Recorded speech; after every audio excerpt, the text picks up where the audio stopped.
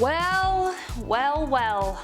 You liked the first one so much, now we've got a part 2. You're welcome. Welcome back to the Hive, everyone. I'm your host, Rachel Fisher, and today we are discussing some of the strangest things the human body has ever been afflicted with. From contagious dancing to eyes wide shut, all this and more will be featured in today's video. It's gonna be weird. It's gonna be really weird, so get ready. Starting off strong with the dancing plague in number 10. The dancing plague sounds like the Harlem Shake, like it does, but it was real. It sounds like a bunch of people who just couldn't stop listening to ABBA.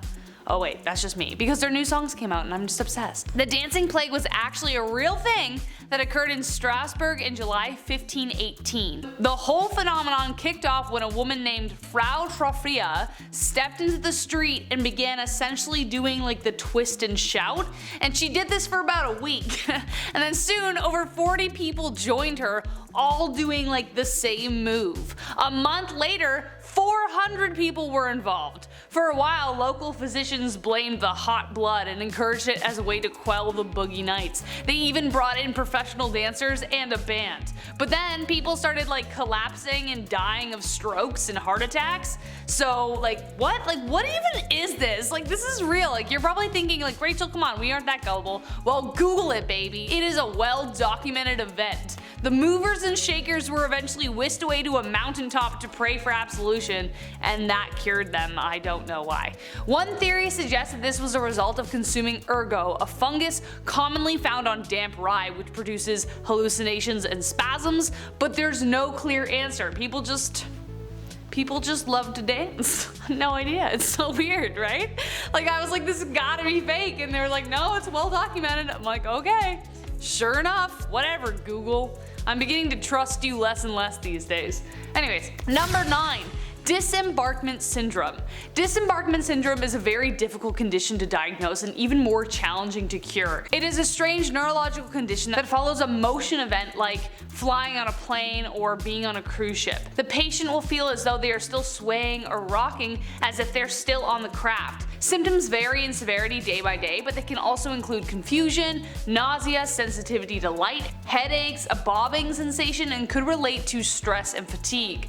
Currently, there are no tests that can accurately confirm the diagnosis. Doctors usually default to it when they've ruled out all the other options, but no one knows what causes it. Dr. Yoon-hee Cha in America is the only clinical investigator of the disease, and her findings so far hint that the issue may be linked to, and I quote, hypermetabolism in a deep area of the brain called the entorhinal cortex. I probably said that wrong, sorry guys. Unquote. But that's about all we got right now, so hopefully those people can feel better very soon, but it all depends, right? Number 8. The Madness of King George. Does anyone else have Jonathan Groff as King George like in The Third and Hamilton in their head?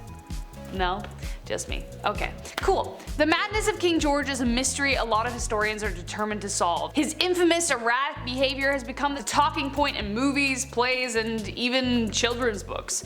But what happened? Was this simply a case of an undiagnosed mental illness? Well, probably. Other theories say that he had a case of porphyria, which includes aches and blue urine. Other evidence is found in his letters. At times his writing appears succinct and direct, while others he appears to repeat himself and use more flowery language, a trait very commonly found in individuals who live with mania and depression.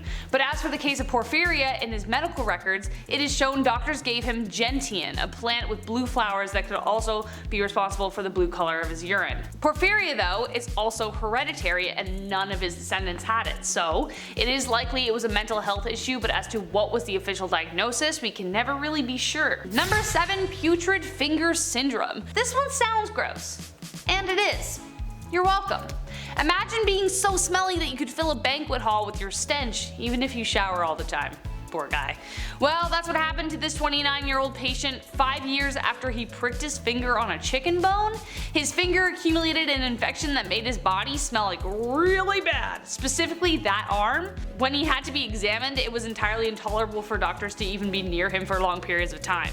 Even worse, the infection couldn't be identified. No one knew what the bacteria was or how to get rid of it.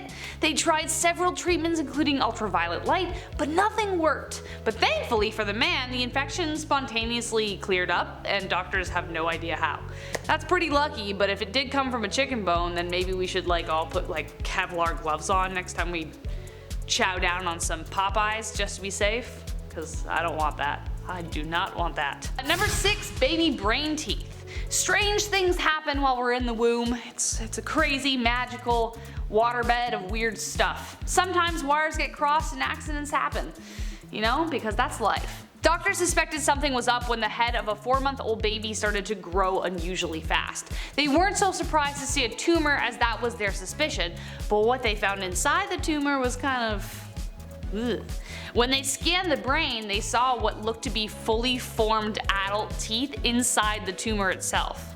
Sure enough, that's what they found. Doctors removed several fully formed teeth usually found in the lower jaw. While this isn't entirely unheard of, teeth appearing in tumors it had never happened in this kind of tumor, so as to how or why these teeth were found in this type of tumor remains a mystery, but it was probably something to do with whatever smorgasbord was going on inside the tummy. It's a weird time. Number 5, stiff person syndrome. No, this isn't referring to someone's personality, maybe, but to a condition that affects 1 to 3 people per million. Super rare. As no one is quite sure as to the possible cause, it is diagnosed through exclusion. So similar to the Disembarkment Syndrome I mentioned, so they have to test a whole bunch of other things to see if this is the case. Some of the main symptoms are, of course, stiffness in the lower back and legs, followed by severe and painful spasms from sudden movement. So say for instance if they got scared, it would be like pain all through their body. Though the symptoms themselves can be treated, there is yet no way to eliminate SPS from the body.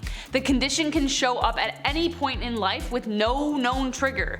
There are only a handful of clinics around the world that know how to help treat this condition, but due to lack of cases and study, there is still a long way to go towards a cure. Number 4, Phineas Gage. I'm sure if any one of us had a pole jabbed through our head, we wouldn't be the same after that either. But for Phineas Gage, the change was night and day. Phineas was a foreman working on the railway bed for Burlington Railroad when a sudden accidental explosion on September 13, 1848 sent a 3-foot 7-inch iron tamping bar through his head. He survived miraculously, but his personality changed drastically. Prior to the accident, he was reliable, shrewd, and capable, while after he became stubborn, rude, and loved to swear. Me too, man, but still. Entirely opposite to who he was. I mean, obviously the man lost half his brain, but his personality switch remained a mystery. Little was understood about the function of the brain, and though the accident obviously played a large role, no one quite knew how Gage could have ended up so different. Number 3, the tight seal. Sometimes when I'm on Central Dark, I wish my eyes would just seal themselves shut, because then I wouldn't be able to see anything. But when I read this story, I better be careful what I wish for. Psychological or one-of-a-kind case? Doctors are still trying to decide. After recovering from a sinus and staph infection in 2008, Natalie Adler started feeling the strangest phenomenon. For 3 days, her eyes would seal themselves shut, only to release themselves on the 3rd day with her vision entirely restored. The seal would be accompanied by neck pain and body aches. Now over 30, Natalie has to get Botox injections to keep her eyes partially open and has been declared legally blind. She still suffers blindness at least once a month, but still has no confirmed diagnosis or treatment for her condition. However, Natalie remains hopeful and plans on writing a book about her journey. Number 2, the Giggle Bug. We've all, hopefully, laughed so hard that we can barely speak. But for Shu Pinghui, she was never able to stop. Ever since she had a fever when she was just 8 months old, the now 12-year-old girl can't stop laughing. Her parents are desperate for a cure, especially after the condition worsened after she was 2 years old. She lost her ability to learn how to speak, and now can only communicate through giggles. Her father has spent all of his wages as a construction worker, but still nothing has worked. What should be a sound that brings joy to her loved ones makes them all the more sad. The only hope currently on the table are tests specialists are conducting that include her frontal lobe. They suspect that the fever caused damage to the frontal lobe, but nothing has yet to be confirmed, so it still remains a really sad, happy mystery. Number 1, last but not least, Gloria Ramirez. I actually think this is an episode on Grey's Anatomy, but I can't remember, so just let us know in the comments if you know what I'm talking about. right? The case of Gloria Ramirez still boggles doctors to this day. Also known as the Toxic Lady, Ramirez was sent to the emergency room in 1994 due to cervical cancer complications. Things were operating as usual until medical staff began to faint after experiencing severe shortness of breath and muscle spasms. There were also reports of an ammonia-like smell coming from her blood. Sadly, Ramirez died after kidney failure, but meanwhile 23 people fell incredibly ill, along with 5 who became hospitalized themselves.